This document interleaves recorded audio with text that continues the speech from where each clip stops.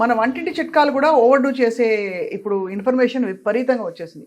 పసుపు రాసేసుకో, ఇంకేంటది శనగపిండితో రుద్దేసేయి, ఇంకోటి బంగాళదుంప చర్మం తీసి బాగా ఇలా ఇలా అనేసుకో, అరటిపండు తొక్క తీసాక దానిలో ఏదో వైటమిన్ ఉంటుంది, అది పూసేసుకుంటే నీ స్కిన్ గ్లో అయిపోతుంది. ఇంకా చెప్పుకుంటూ పోతే ఇలా బేకింగ్ సోడా, శనగపిండి, టూత్ పేస్ట్ ఇవన్నీ పెట్టి ఫేస్ ప్యాక్ చేసి మొహం మీద పెట్టుకోమని చెప్పి ఏమవుతుంది అప్పుడు? ఏమవుతుందని మిమ్మల్ని అడుగుతున్నారు. అదే సో ఏదైనా ఇప్పుడు హోమ్ రెమెడీస్ అనేవి మనకి ఎప్పటి నుంచో ఉన్నవి, కానీ అప్పటిలాగా ఇప్పుడు ఎన్వైరన్మెంట్ లేదు. మన స్కిన్ రోజు పొల్యూషన్కి ఎక్స్పోజ్ అయ్యి full of dirt, full of పొల్యూషన్తో ఉంటున్నాము. ఎక్కువ సన్ ఎక్స్పోజర్ ఉంటుంది, ఎక్కువ స్ట్రెస్ ఉంటుంది, ఇవన్నిటిని మించి. అవును. సో మన స్కిన్కి అసలు సూట్ అవుతుందా లేదా?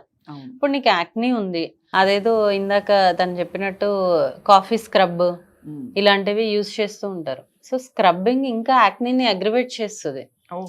సో ఎనీథింగ్, ఇప్పుడు హల్దీ పెట్టుకుంటున్నారు, కానీ ఇంతకు ముందు ఇలాగా ప్యూర్ హల్దీ ఇప్పుడు లేదు కదా. ఆ హల్దీ రియాక్షన్స్ తో కూడా చాలా మంది వస్తారు. టొమాటో పెట్టుకుంటారు కొంతమంది, అలా రకరకాలుగా. అంటే హోమ్ రెమెడీస్ పని చెయ్యవు అని నేను చెప్పట్లేదు, పని చేస్తాయేమో, కానీ నీ స్కిన్ కి సూట్ అవుతుందా లేదా ఏ హోమ్ రెమెడీ. ఇప్పుడు బేకింగ్ సోడా వైటమిన్ సి కోసం అనేసి నిమ్మకాయ రుద్దుతారు, నిమ్మకాయ బేకింగ్ సోడా కలిపి. ఎంత రియాక్షన్ తో వస్తారంటే వాళ్ళు, ఎలర్జిక్ రియాక్షన్స్ తో. సో అవన్నీ డైరెక్ట్ గా స్కిన్ కి అప్లై చేయకూడదు.